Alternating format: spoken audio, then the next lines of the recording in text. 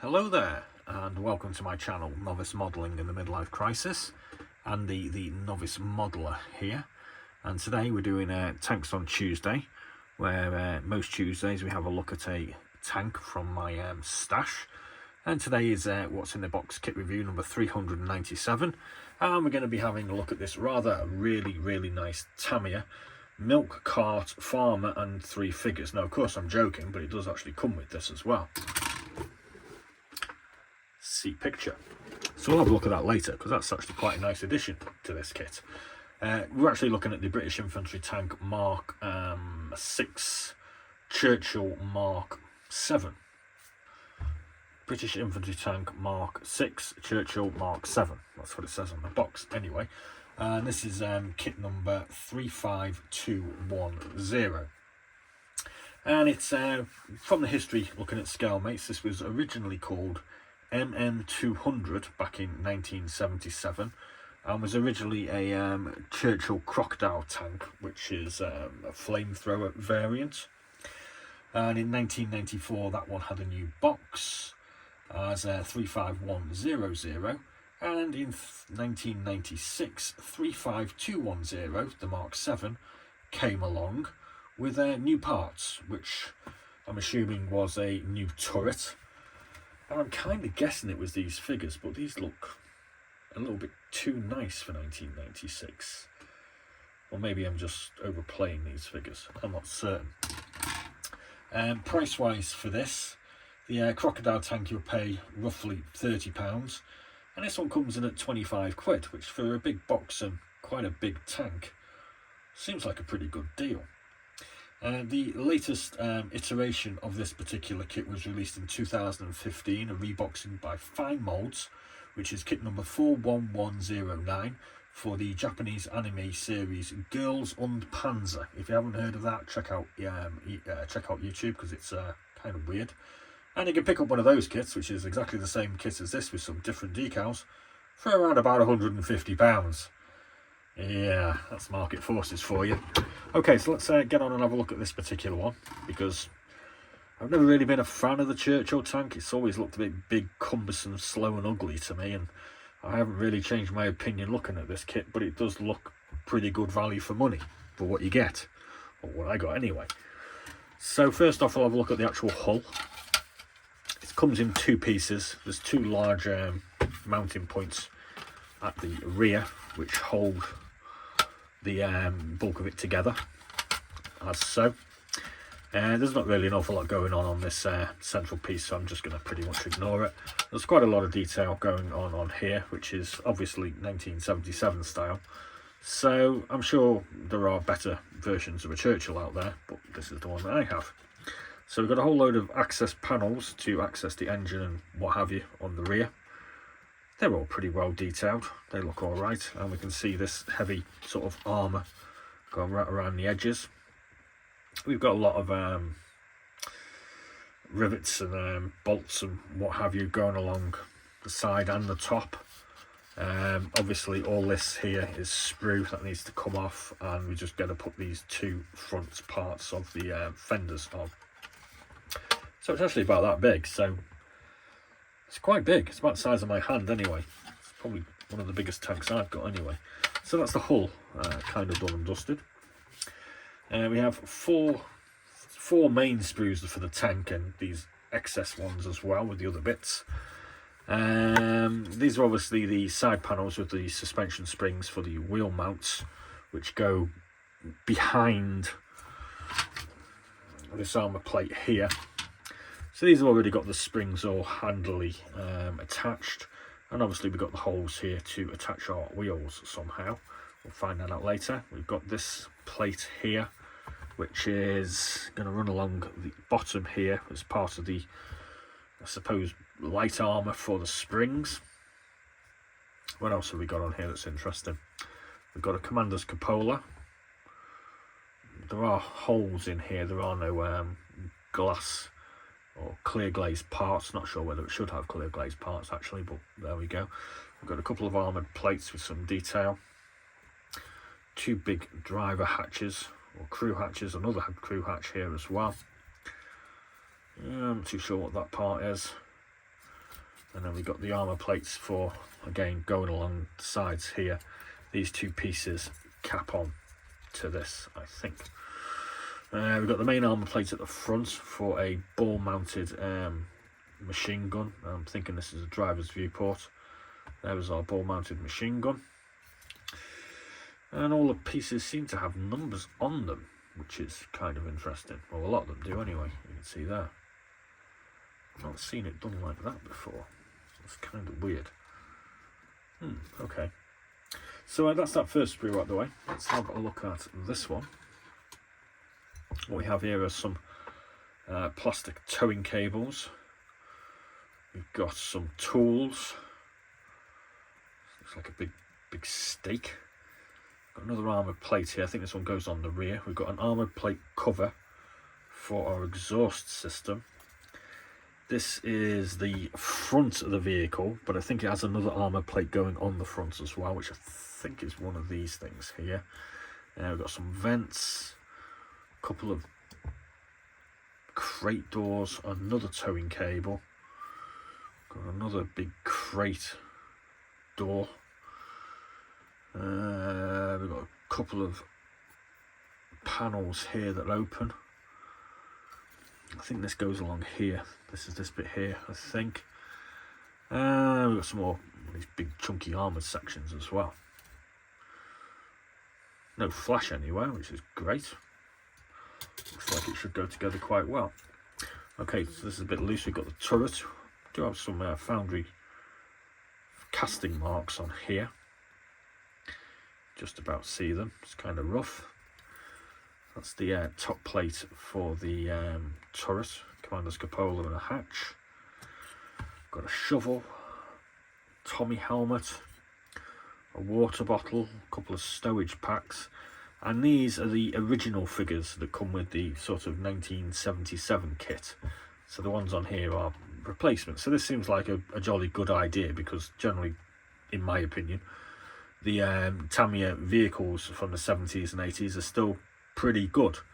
It's the figures that kind of let them down. So they've obviously realised this on this kit and given us basically a complete replica, or replicant, or an updated set of figures. So you kind of get a bonus set of figures, I suppose. So we can see our original sort of commander there, looking like death. These don't look too bad, they're still very usable. Just throw them into another British tank, I suppose. We've got a Lee Enfield rifle. We've got the gun mantlet, some binoculars and some pouches.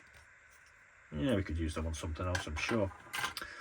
And then we get the road wheels, which there are a lot of, because it's a Churchill. And we get a few spare tracks. And we have the big wheels as well. Got a US style jerry can, a couple more shovels, a few more box doors. Yeah, so that looks alright. And then we move on to our bonus new set of figures, which says the 1996 on here, I guess, so we're going to have to go with that. So they're not as good as sort of late 2020s figures, but they're a jolly good improvements on the ones that we get. And let's just have a look at this guy's head, because he's the commander. So he's replacing him. Yeah, so I think he's a lot better. Let's have a look at the bodies. Yeah, that doesn't matter anyway, does it? So, you know, you get more figure, you get some new figures. And again, we've got a rather cheesy grin on this chap. These are pretty decent. And then we get this farmer guy with his waistcoat on. He's pretty happy. We get this little cart to put together with some milk cans. And hey, we get a bucket to put on it as well. I do like my buckets, as you probably know. These are the side parts for the cart. And we got a little basket as well. Let's put some wine bottles in, because, yeah, it comes with wine bottles as well. Look at that. You get 6 wine bottles. You get this pretty cool little oil lamp as well.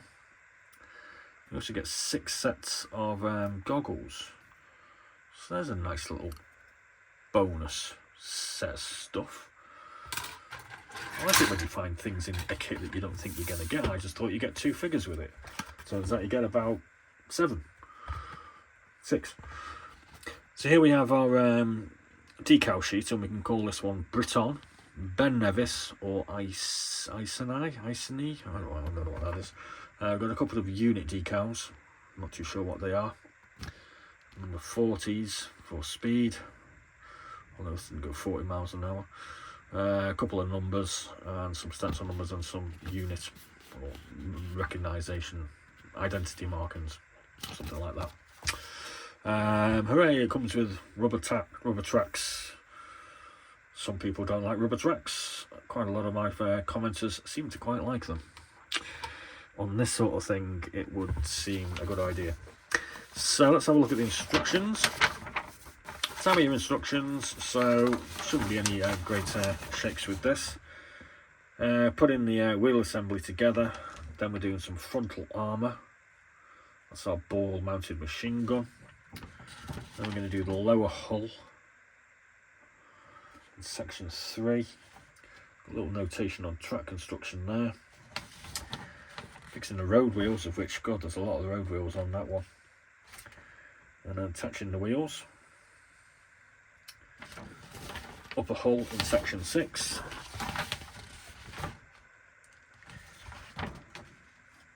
More parts going on, including our cables and our spare tracks. And we get our turret assembly. I didn't see the gun, but it is definitely there. More turret assembly. Upper hull installation, so we're putting the upper hull onto the bottom hull with our turret. So we're on window 8 and we're nearly done by the look of it. Attaching hull parts, so let's put those front fenders on. And section 10 we're on to the accessories, which is our little hand cart made by our rather friendly French farmer with our 3 replacement new figures. And that's what it comes out like. That's what it comes out like. A nice little sort of diorama type situation. It's really good. You know, I mean, you'd think you'd put that on the front so people would see it online. And then realise that actually it's a pretty good little kit. What am I going to say? For my American friends out there, I'm going to tell you all about the Churchill tank now. Because you don't know about anything more than a Sherman, I'm sure. Haha, I was only joking. Despite the serious teething problems in its mechanics, the British infantry tank Mark IV, or the Churchill, went on to earn a high reputation among the World War II British armoured fighting vehicles. Following the tradition of the rhombic-shaped predecessors during World War I, its design priority was placed on heavy armour, a wide trench crossing capability, and to travel across shell-torn battlefields. Speed was not considered to be essential, since its main role would be to escort and support the infantry. Christened the Churchill after the Prime Minister of England, it began to arrive at the tank regiments in June 1941. The Churchill tank stable is classified into several types according to the main armament used, or the hull or turret construction. The Mark VII was radically different from the early models, with the hull and turret completely new in structure. The entire hull was welded rather than being riveted. The maximum armour thickness was increased from 102mm to 152mm. Consequently, the weight augmented to 40 tons, resulting in a reduction in top speed from 18 miles an hour to 13 miles an hour. Yeah, it's slow as hell. The turret was redesigned for higher strength and improved productivity. The 4 walls were a single casting of varying thicknesses, onto which the roof plate was welded. The powerful 75mm gun was adopted as the main armament. The active service of Churchill tanks, especially from D-Day onwards, is worthy of the name of its principal British tank. So there we go. The Churchill British infantry tank Mark IV, Churchill Mark VII. So it's the Mark VII of the Mark IV. We British do like to make things confusing, don't we? So there's our 2 little extras. And as we can see here, we've got some painting diagrams for our various figures that come with it. And we've got a alternate colouring there in winter camouflage scheme. So I think, you know, you can pick one of these up for 25-ish pounds, which that's the going rate, sort of buy it now for a brand new one. That's a jolly little good little kit, that. 4 nice figures, a little cart, a ruddy great big tank, and 2 old sort of scabby figures as well. Job's a good one. Thanks very much for watching. Please do like and subscribe, and please do check out some of our other interesting videos. There will be a link to another tank from Tanks on Tuesday or Tanks on Thursday coming up here shortly. Thanks for watching, and as always, be seeing you.